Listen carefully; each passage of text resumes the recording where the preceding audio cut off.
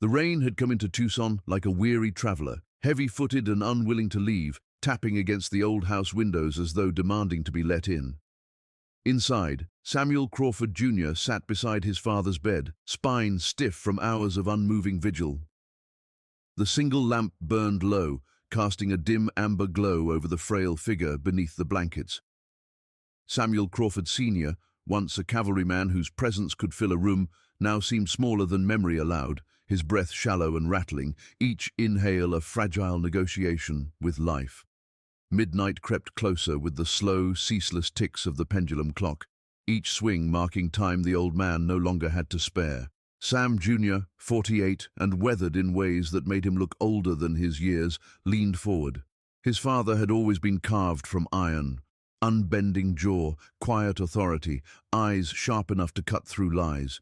Seeing him rendered into something brittle, hurt in a way Sam Jr. had no words for. "P," he whispered. "You should rest. Doctor said you need it." But the old man's eyes opened, burning with a clarity that did not belong to the dying. "Rest later," the old man rasped, gripping his son's wrist with surprising determination. "There's something I never told you, something that shaped more of my life than the war or your mother's death." The words struck Sam Jr. like a desert wind, unexpected, sharp, carrying dust from a past he never knew existed. His father had always spoken of his wife, Sarah, with reverence so deep it bordered on sacred. Her passing when Sam Jr. was 8 had carved a hollow in both their lives, one the elder Crawford filled with silence rather than stories. Never once had he hinted that someone else existed before her. Yet now, with death perched near the foot of the bed, the old man's voice softened into a distant cadence, as though the years were peeling away from him. "Before Sarah," he whispered, "there was another woman, and the day I met her, she was near her last breath." The room faded. The storm outside dimmed to a murmur.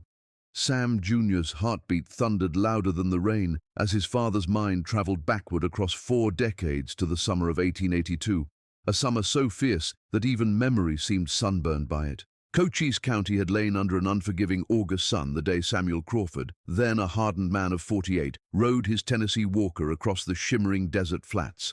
Dirt trailed behind his horse in pale clouds, dissolving in the heat as quickly as they rose. He'd been returning from Wilcox after collecting flour, coffee, and the ammunition frontier life demanded, when he noticed the vultures circling like slow black pendulums in the sky. Out on the open range, carrion birds meant trouble, a lost steer, a dead coyote, or something worse. Instinct older than reason tightened Samuel's grip on his reins. Long years in cavalry service had taught him that the land seldom gave warnings without reason. Nudging the walker into a faster gait, he followed the lazy spiral of birds until a shape rose on the horizon. Something wooden, tall, unnatural. At first, he thought it a grave marker, a crude monument to someone who hadn't made it home. But as he rode closer, the structure stretched into the unmistakable silhouette of a cross, and beneath it, suspended in the heat like a hallucination, hung a human form.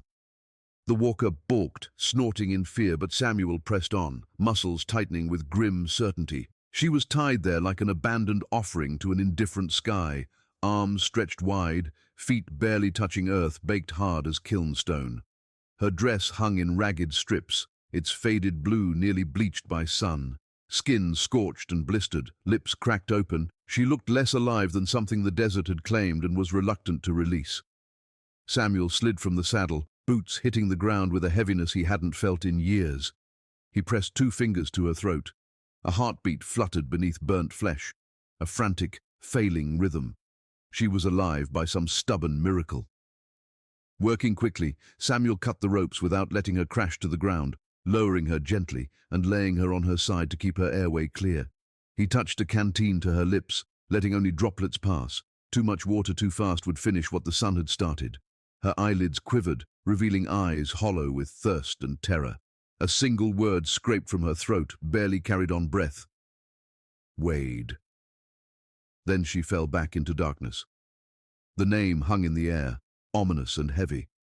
Samuel had seen cruelty, but this deliberate torture under an unshielded sky belonged to men with power and no conscience. He brought her to his ranch, Hours of careful riding, her slight weight cradled against him as though she were made of fragile glass. Once home, he cooled her skin with damp cloths, spooned broth past cracked lips, and waited through the fevered hours when the body fights hardest for its right to keep living. By the third day, she could speak. Her name was Grace Hartley.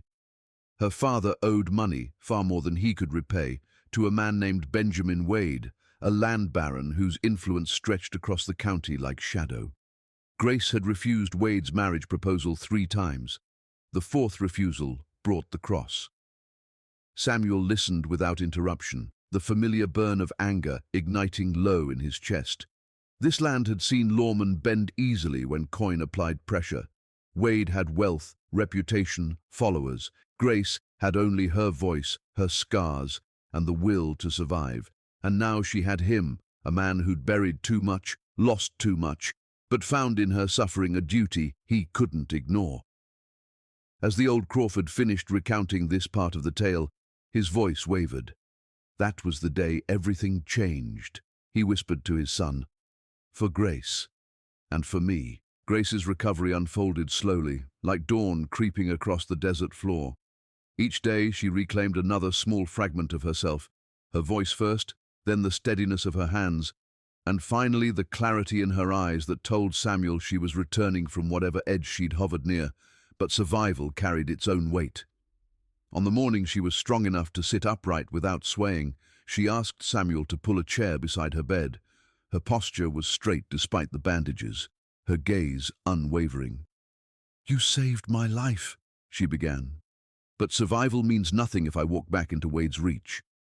She spoke not with fear, but with a kind of dreadful understanding. A woman who had finally grasped the shape of the world she lived in and knew how little protection her father, her name, or the law could offer. She laid out the truth systematically. Wade's influence, his temper, the 3 years he'd spent tightening his hold over her family until they breathed at his command. If he learned she'd survived, he would come, not in anger, but in certainty, convinced she belonged to him by right. Samuel listened in silence, the familiar heaviness of responsibility settling over him. She wasn't asking for pity, she was asking for a future that wouldn't end beneath a desert sun, tied to another wooden cross. When Grace made her offer, it was not with desperation, though that was surely part of it. It was with a strange, deliberate calm. She stood in Samuel's kitchen, trembling only from exhaustion, never from shame. "Protection is the only currency that matters here," she said quietly, "and I have nothing else to trade but myself." The bluntness of the words struck Samuel harder than a blow. For a long moment he couldn't speak, not because the proposition shocked him, but because it revealed the full extent of how Wade had stripped Grace's sense of worth. She wasn't bargaining for affection or comfort, she was trying to buy survival in the only way she believed possible. Samuel refused her at first with a sternness he rarely used. "You're not a commodity," he told her, "and I'm not a man who takes advantage of someone fighting to stay alive." But Grace met him with a steel he hadn't expected. "What I offer is choice, my choice. Something Wade tried to take from me. If I decide where I belong, then I reclaim what he tried to break." Her determination unsettled him, not because he doubted her sincerity, but because he feared he didn't deserve the trust she placed in him. Yet when he saw the fragility beneath her resolve, the faint tremor in hands that had once clung to life by threads, he understood the truth. She wasn't offering herself out of weakness. She was reclaiming control the only way she knew how. The rhythm they fell into afterward was something neither of them had expected. Grace regained strength in steady increments, contributing more each day to the life of the ranch. She stitched worn shirts with delicate precision, tended Samuel's neglected garden, and coaxed stubborn chickens into yielding eggs with gentle persistence. Samuel found himself watching her, not the way a man watches a woman he desires, but the way a weary soul watches sunlight return after long seasons of winter. She had a mind sharpened by hardship and a stubbornness that felt eerily familiar. And though their strange arrangement began as a bargain forged in survival, the lines between necessity and closeness began to blur. Their conversations grew longer, not out of obligation, but out of genuine curiosity. Grace asked about the battles he'd fought, the family he'd lost, the land he'd carved his life into. Samuel found himself answering, not in curt fragments but fully. There were evenings when they spoke until stars brightened above them, and Grace's presence felt less like an intrusion and more like a space he'd been missing without knowing it. Yet beneath their growing warmth lingered a shadow. Wade. He was a man who would not allow a challenge to his authority to pass unanswered. Grace sensed it. Samuel knew it. And the desert, vast and quiet, seemed to listen as though bracing for the storm headed their way. 3 days after Grace regained enough strength to walk unassisted, Samuel rode into town to send a telegram to the one man he trusted without reservation, U.S. Marshal David Garrett. The message was brief, stripped to its bones by necessity and cost, but clear enough to ignite intervention. Attempted murder, victim alive, perpetrator influential, need federal assistance. As Samuel left the telegraph office, he felt eyes on him, not just curiosity, but the cold scrutiny that came from men loyal to Wade. By the time he mounted his horse, 3 cowhands approached, boots heavy on the wooden walkway, hands resting too comfortably on their holsters. Their spokesman, a lanky fellow with a scar dragging down his cheek, accused him of spreading lies about Wade, a philanthropist, a rescuer, a pillar of the community, as they phrased it. Samuel didn't rise to their bait. He simply stated the truth. He'd found a woman left to die, and she'd spoken Wade's name. The tension thickened, the street seeming to hold its breath. But Sheriff Clayton intervened, half-drunken authority swaying in his step. He didn't defend Samuel, only diffused the confrontation with weary warnings that trouble would not be tolerated on the main street. Samuel left town knowing 2 things. His message had gone out, and Wade's men now watched him with interest sharpened into menace. Back at the ranch, danger felt close enough to taste. The land around them, normally wide, quiet, and indifferent, seemed suddenly full of hidden vantage points. Grace had placed Samuel's spare revolver on the bedside table while he was gone, the gesture subtle but resolute. She had no illusions about what would come next. When Samuel told her about the confrontation in town, she didn't flinch. Instead, she walked him through every detail, questioning, analyzing, piecing together Wade's likely next move. Her mind worked with an urgency Samuel recognized from his cavalry days. Survivors planning for the worst, because fate seldom offered the best. That night, as dusk spilled across the horizon, Grace stood beside Samuel on the porch. "Wade will send men before he comes himself," she said. "He won't risk being caught unprepared." Samuel agreed. He'd already begun marking strategic positions around the property, identifying places where tripwires could slow an approach and cover could turn a small force into an equal one. Grace surprised him by volunteering to learn how to shoot, and when he put a revolver in her hands, she absorbed every lesson with the quiet focus of someone who understood her life depended on it. By the time she struck her first tin can clean off the fence, the sun had dipped below the horizon, and Samuel glimpsed something fierce and unbroken in her expression. Grace Hartley had been a victim once, but she would not be one again, not while breath remained in her lungs. 2 mornings after Samuel's return from Wilcox, the ranch awoke to an unexpected visitor. From the kitchen window, Grace spotted a lone rider approaching, a young man on a tired paint horse, riding with the uneasy deliberation of someone approaching a threshold he wasn't sure he had the right to cross. Samuel, already outside mending a fence post, recognized him as Miguel, a ranch hand known for drifting between odd jobs. The young man dismounted slowly, hands raised slightly to show he meant no threat. Up close, he looked troubled, eyes carrying a burden that didn't belong on someone so young. He confessed that he had been one of the men present the night Grace was taken, forced by fear and greed into helping Wade. His voice trembled as he described how he'd held her arms while the others tied her, how he'd walked away knowing she might never breathe again. "I didn't know what he planned," he insisted, shame quivering in every syllable. "But I know now he'll come for her, and he won't come alone." For a long moment Samuel said nothing. He studied the young man, searching for deceit, but Miguel's guilt hung around him like dust after a stampede, impossible to hide, heavier with every breath. Miguel revealed more than Samuel expected.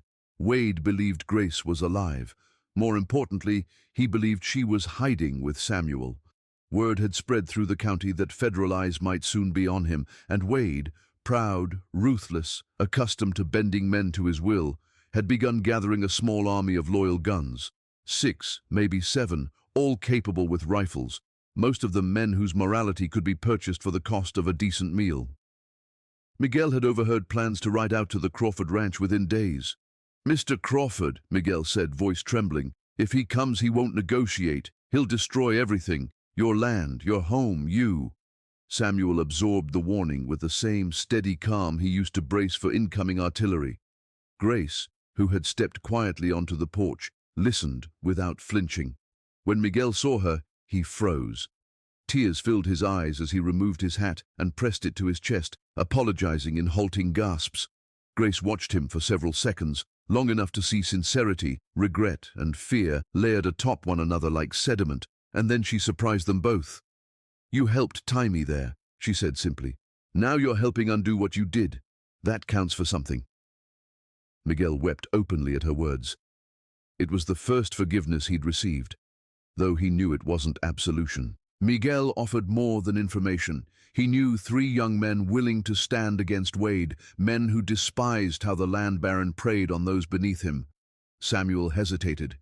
Taking help meant placing these boys in the path of bullets meant for men twice their age, but refusing them would mean fighting alone with only Grace by his side.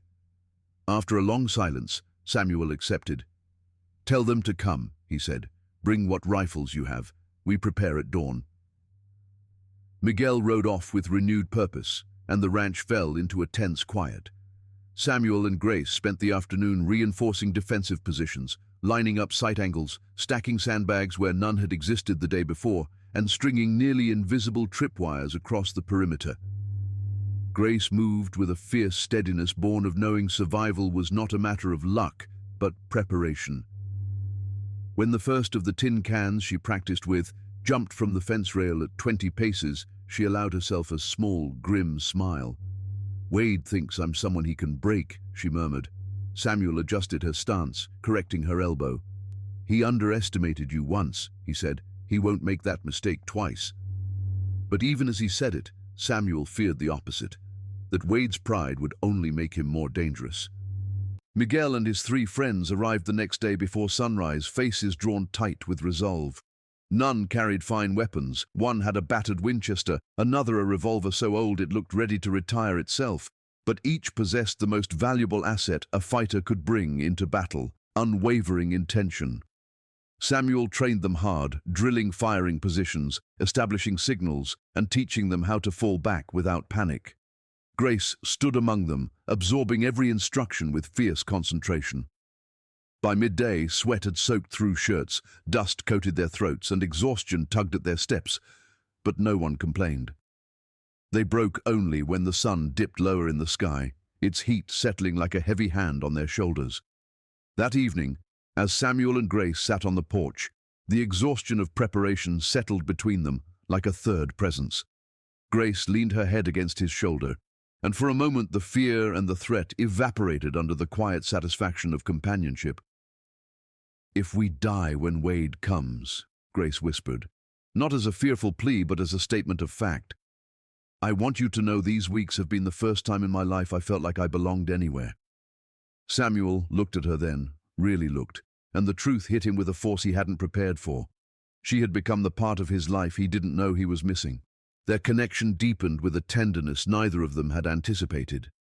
The arrangement they'd begun under duress evolved into something unspoken yet undeniable. A comfort, a solace, a partnership forged through survival and proximity.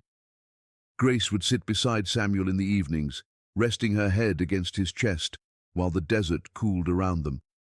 She asked him once whether he ever regretted agreeing to her offer. Samuel answered honestly, "It stopped feeling like a bargain days ago."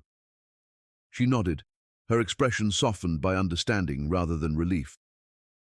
"It stopped feeling like payment for me too," she admitted. "Now it just feels right." Yet the tension never fully left the ranch. Every sound from the desert, every shifting shadow, every rustle of wind seemed portentous, as though the horizon itself was bracing for impact. Samuel slept lightly, his Colt within reach. Grace began keeping her revolver on her bedside table. Even in this fragile peace, they were living beneath a storm cloud, ready to break. But it was during these quiet nights, when they felt danger pressing close, that their closeness solidified into something deeper, something strong enough to weather whatever violence approached from the north. And violence was coming. Wade was too proud to allow defiance, too powerful to back down, too obsessed to surrender. On the 23rd morning after Samuel found Grace in the desert, trouble finally revealed itself on the horizon.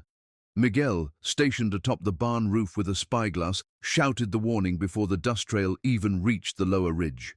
Samuel joined him, bracing one hand on the barn's slanted roof as he scanned the approaching silhouettes. 7 riders, moving in a slow, deliberate formation. They weren't rushing. They weren't hiding. Men who had come to kill, but expected obedience, not resistance. At their head rode Benjamin Wade on a black stallion that gleamed like polished obsidian, a visible symbol of wealth and authority. Even from a distance, Wade radiated entitlement so heavy it seemed to warp the very air around him. Samuel climbed down from the roof and positioned himself near the house, rifle in hand, eye trained on the gate. Grace joined him, Winchester resting against her shoulder, jaw set in a line of determination so steady it almost unsettled him. "This is it," she whispered. "He's here."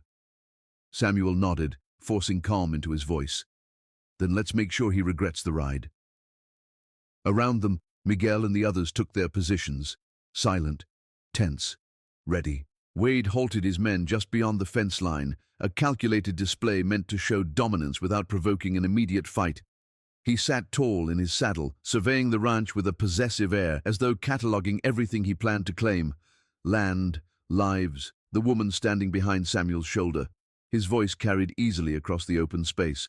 "Crawford, I came to talk. Come out where we can see each other."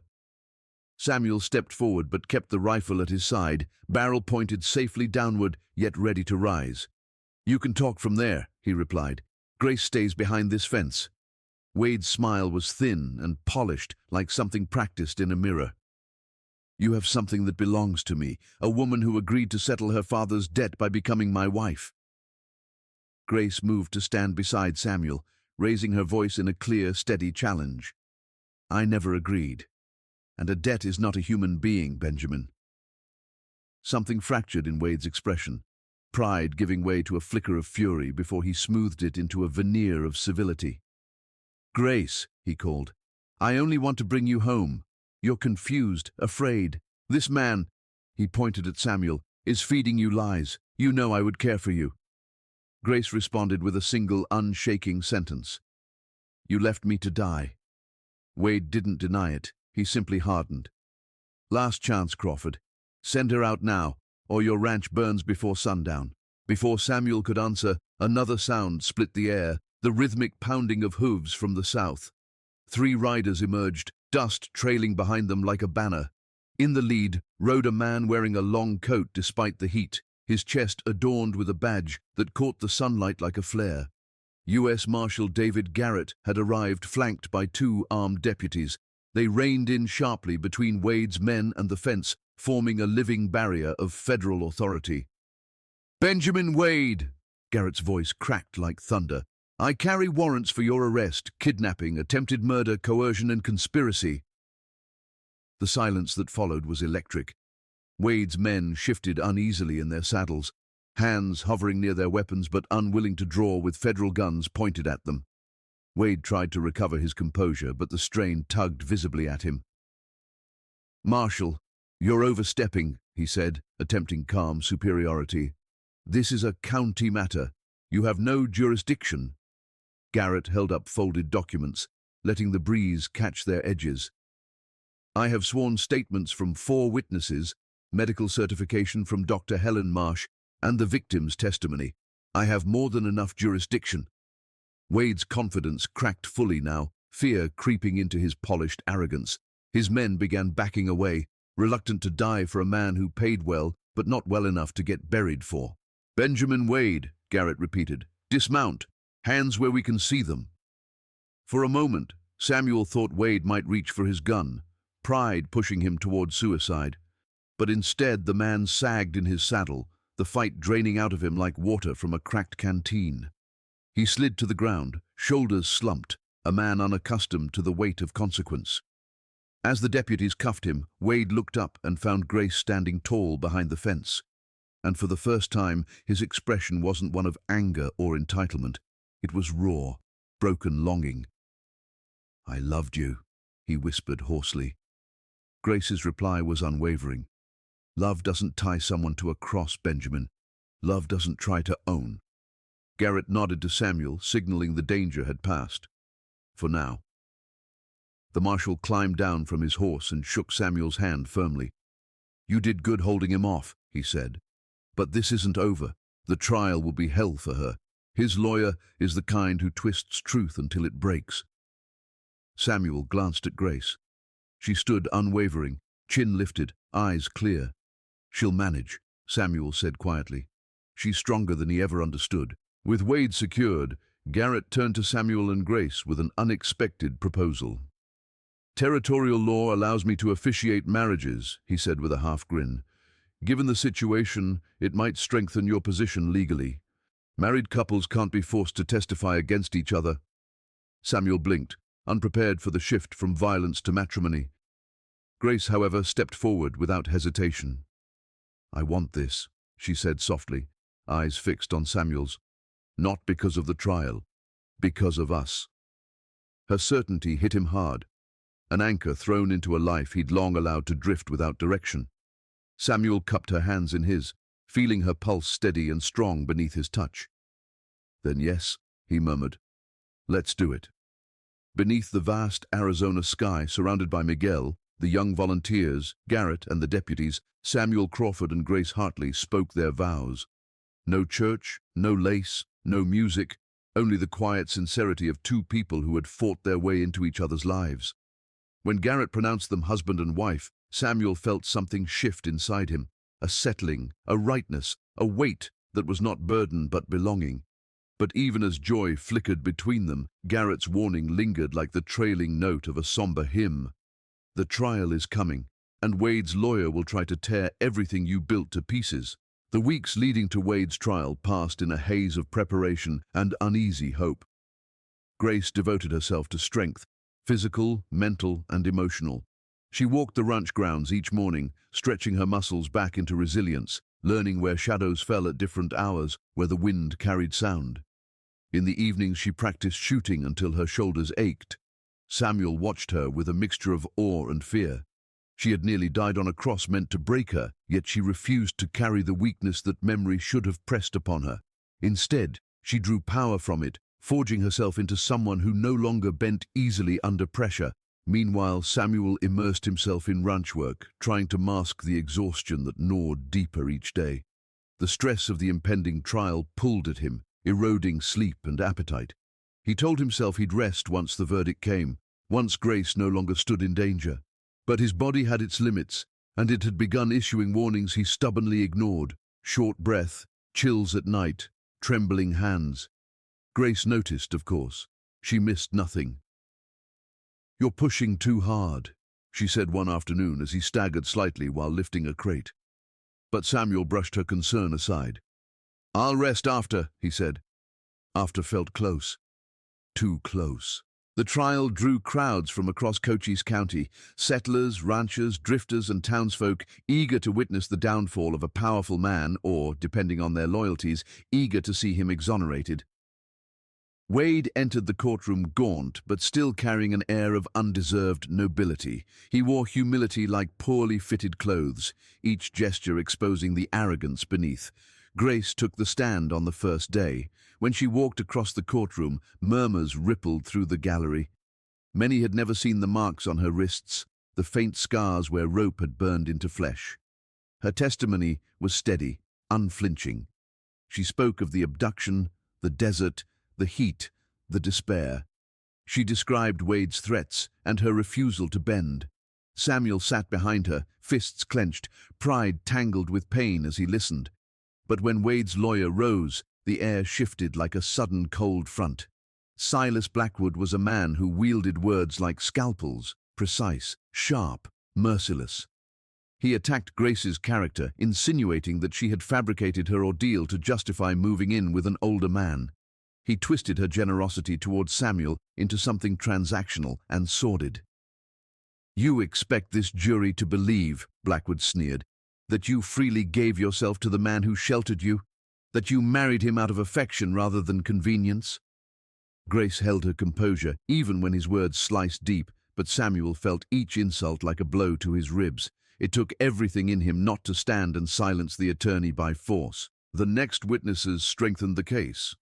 Dr. Marsh testified clinically, detailing Grace's injuries with professional detachment that left no room for doubt.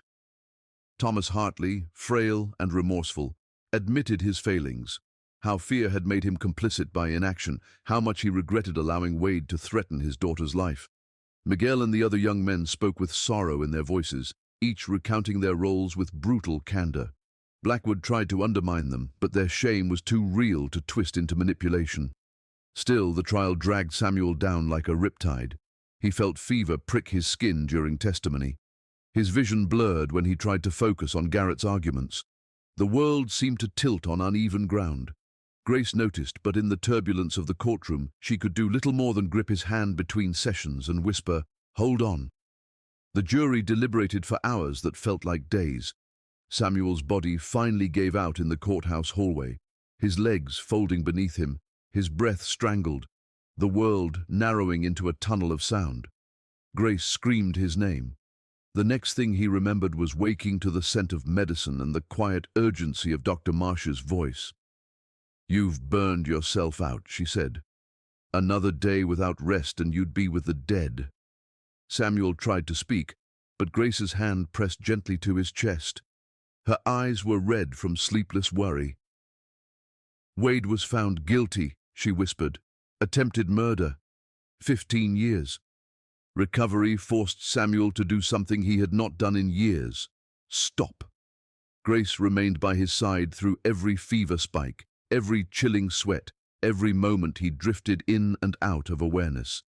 She cared for him with the same devotion he had given her weeks earlier, tending to him with steady hands and a heart still bruised from nearly losing him. Miguel and the other young men handled ranch chores, unwilling to accept payment, telling Samuel he'd earned their loyalty long before they ever picked up a rifle. In those weeks of quiet, Grace and Samuel found themselves speaking more openly than ever before. They spoke of the past, not to dwell, but to understand. They spoke of the future, not with fear, but with fragile hope. One evening, as the sun melted into crimson streaks across the desert, Grace laid her hand over his. "When I offered myself to you," she said softly, "I believed it was the only thing I had left to give. But now I understand something. What we have, it wasn't born out of desperation. It grew because we chose each other again and again." Samuel's throat tightened. "I love you," he said, the words slow and heavy with sincerity. Grace's eyes softened, filling with warmth. "And I you. Whatever time we have, we'll make it ours." Months later, the ranch breathed with new life. Samuel regained his strength. Grace's cheeks regained their color, and with quiet joy, they discovered she was carrying a child. Samuel wept when he heard, holding her as though the world had given him a gift too precious to deserve. But life, as Samuel knew too well, could turn with cruel swiftness. Their son, Thomas, arrived too early. Grace suffered complications that even Dr. Marsh's skill could not overcome. She fought with remarkable courage, yet after 3 agonizing days, her body could fight no longer. She died with Samuel's hand in hers. Their infant son followed 2 weeks later, his tiny body unable to withstand the fever that claimed him. Samuel buried them beneath the mesquite tree, the same lonely place where he had first found Grace broken and near death. He carved their names into the trunk with trembling hands and left the ranch soon after, unable to bear the silence of rooms she once filled. Years later, sitting beside his own deathbed, Samuel told his son the truth, every joy and every wound. "Love is worth the loss," he whispered, "worth everything. Don't live half a life out of fear."